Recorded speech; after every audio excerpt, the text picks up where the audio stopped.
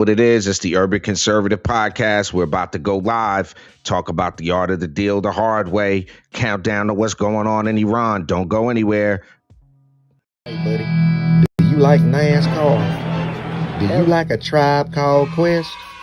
Well, you gonna love the Urban Conservative.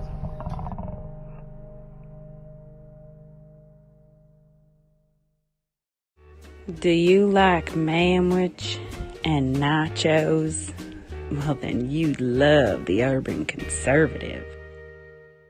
Do you like guns? Do you like butter? Well, you're gonna love the Urban Conservative. Yo, what's good, son? You like pit bulls, say? You like solving Sudoku puzzles? Then you gonna love the Urban Conservative.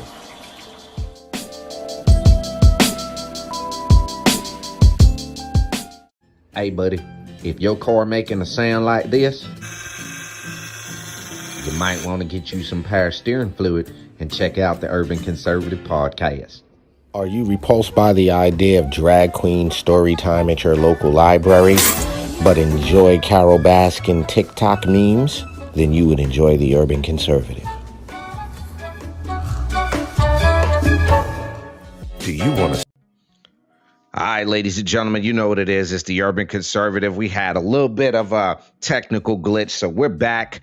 We're going to talk a little bit about what's going on in Iran, the countdown to what's happening in Iran. We got about 4 hours until the Trump deadline hits. And real quick, shouts out to everybody that supports what we do. Jump in the comments. Let us know what you think. Is it going to go down tonight for Iran? Now, let's be real here. Okay, this is going to be serious. We have less than 4 hours until the I'm not playing deadline hits for Iran to reopen the Strait of Hormuz. Or, like the president said, quote, a whole civilization will D-word tonight. Now, real quick, let me paint a picture for you. Iran's been blocking that strait like it's their personal toll booth for the world's oil highway. If you don't know, about 1/5 of global crude goes through the Strait of Hormuz. So what Iran has done, based on allegedly the attacks by the United States, is they flipped the closed for business sign and thought that Trump was just going to shrug and say, we got to relent because they've closed the strait. Wrong. Trump hit him with the art of the deal. But this is not a real estate negotiation. This is open up the strait or watch your power plants and bridges turn into the biggest rubble field in the world. Now, the regime in Tehran is acting like they still have some sort of leverage. Why do I say they're acting like they have some sort of leverage? Is because as of 5 minutes ago,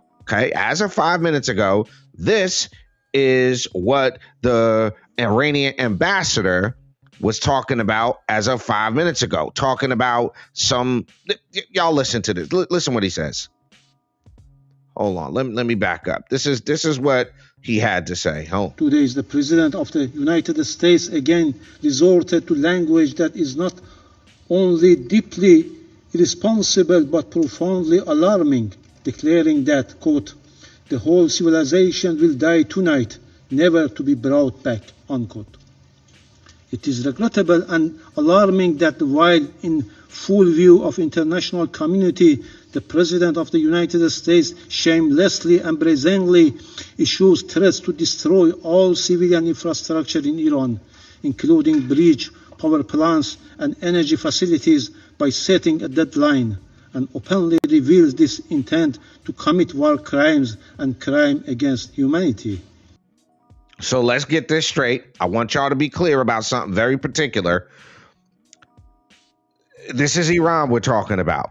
Okay, this is Iran. Let's flash back to 1979, the Iranian Revolution. We're talking about 47-year-long beef between the United States and the Islamic Republic of Iran, and tonight might be the end of all of that. So flash back to 1979, Ayatollah takes over.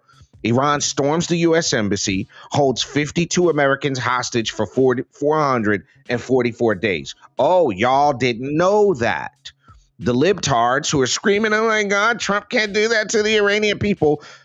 Y'all are forgetting about 1977 when 444 days Americans were held. And what did Jimmy Carter do? He wrote a strongly worded letter and called it a day. That's what we call weak sauce. Now, in all honesty, that's what set the tone for where we are right now. America's going to talk tough. U.S. presidents are going to talk tough. Iran's going to laugh, and they're going to keep on doing what they do through their terror proxies. Now, fast forward to the Iran-Iraq war, sanctions that were more like suggestions, and then Barack Obama drops the JCPOA, the so-called Iran nuclear deal. Now, that was basically, if we're going to be real, that was basically a participation trophy with pallets of cash as a reward. Iran got rich. They kept enriching uranium on the low, funded Hezbollah, Hamas, and the Houthis, and they had like a whole terror family reunion. Now, enter Trump round one. He rips up the terrible deal, slaps on maximum pressure sanctions, and then boom, Qasem Soleimani gets a one-way drone ticket to his 72 virgins, okay?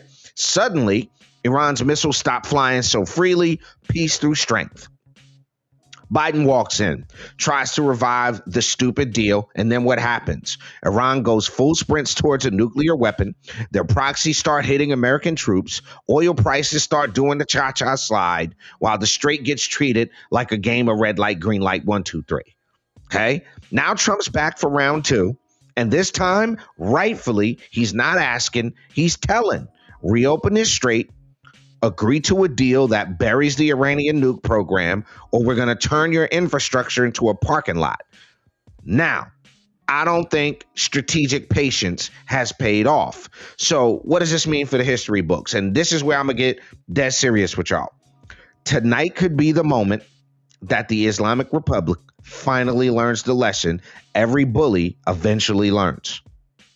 Remember in elementary school that one bully that kept bullying you until you actually punched him in the nose, or you hit him with the textbook and he eventually left you alone? That's where we are right now. Iran is finding out, and this guy's sitting up here trying to act like a victim.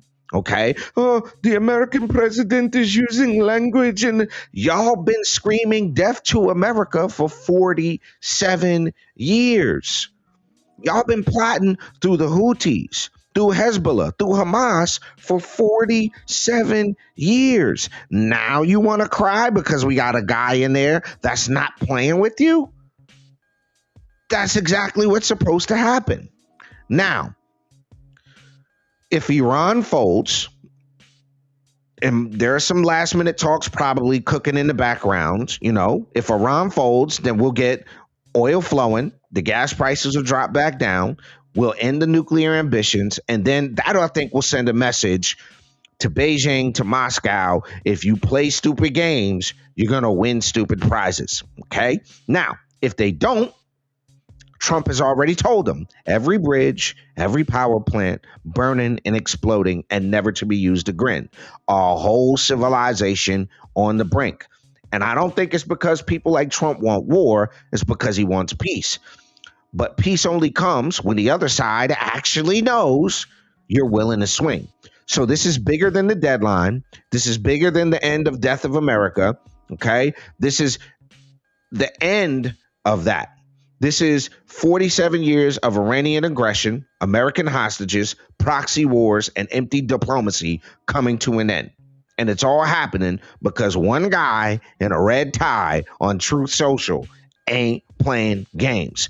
So get in the comments. Let us know what you think. Keep your eyes on 8 o'clock. History's about to drop a new verse. Whether Iran chooses wisdom or fireworks, one thing's for sure, we're going to be right here on the Urban Conservative, watching, listening, and seeing what happens. Jump in the comment section. Let us know what you think. Does Iran fold? Does it go down tonight? Tell us what you think. Jump in the comments. This has been the Urban Conservative, y'all. Peace.